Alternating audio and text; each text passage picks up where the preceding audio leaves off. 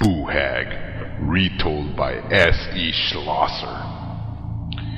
You know how they say some folks are lucky at cards and some are lucky at love? Well, that fit Bobby Hansen to a T. He was the best poker player in the county, but somehow he couldn't find himself a bride. Oh, he proposed to several girls, and even got accepted by a few. But they always got cold feet a day or two before the wedding, and it was bye-bye Bobby. After the third time, Bobby was mighty discouraged, and his pa felt real sore for him. They worked together in the family grocery store, and Bobby would sometimes sit on top of the pickle barrel and tell his pa all his woes. And his pa told him to hang in there, because a nice lady was on her way. Neither of them believed it, but it made both of them feel better to hear it said.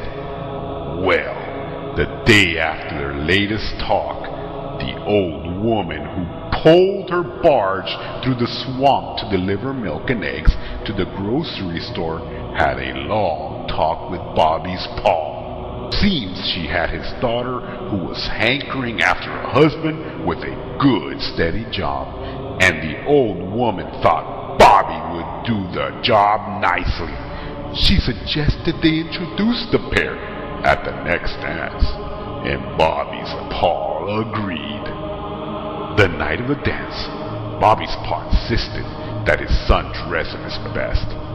Bobby was dragging his feet a little, remembering all those women who played him false and not wanting to go, but his pa dragged them out anyway. Well, the moment Bobby clapped eyes on the dark-eyed, red-lipped girl from the swamp, he was head over heels in love. Her eyes sparkled like the sunlight on the bay. Her skin was as creamy as new milk. Her voice was low and sweet.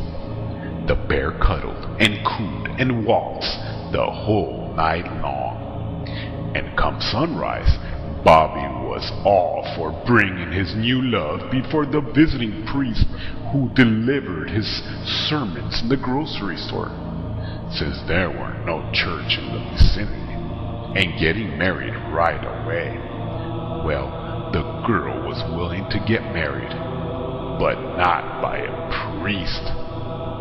"Let's just go to Beaumont and have the judge marry us," she said to Bobby, and he was so smitten he agreed, though it would have been quicker and easier to just walk a mile down the road to see the priest. By the next evening, they were wed, and Bobby brought his pretty bride to the nice little cottage he had rented just down the road from the family grocery. It had a nice front porch with a swing, a big bedroom on the second floor, and a big attic with a window that could be made up into a second guest room, should his new mother-in-law care to visit from her home in the swamp. After fixing him a nicer dinner, Bobby's new bride sat a while in a rocking chair near their bed, while Bobby yawned and watched her fondly. She cuddled under the blanket and knitted and hummed, and Bobby's eyes grew heavy. He didn't wake up until early morning, when his new bride crept into bed all hot and sweaty and fell asleep at once. When he asked her where she'd been, she wouldn't answer him. Bobby was mighty sore that his bride had snuck out on him on their wedding night. Well, when she got snappish and her eyes blazed like they did when he questioned her, he grew frightened and backed down. Life took on an odd pattern for Bobby, but during the day, everything was perfect. His wife was sweet and pretty and loving. She kept the house sparkling clean and cooked him wonderful meals. But each night, she refused to come to bed after supper. Like their wedding night, she sat up singing and rocking and knitting until she was asleep, and did not come to bed till just before dawn. She was always sweaty and cranky when she came to bed, and went to sleep before Bobby could question her. Bobby was very confused and upset by this behavior, and finally confided in his pa one morning after opening up the grocery store. Bobby's pa was awful worried. The visiting priest had gone on to the next parish, and there was no one they could consult but the local conjure woman. So he sent Bobby to her with a couple of chickens as a gift. The conjure woman knew all about the hoodoo magic and was an excellent herbalist.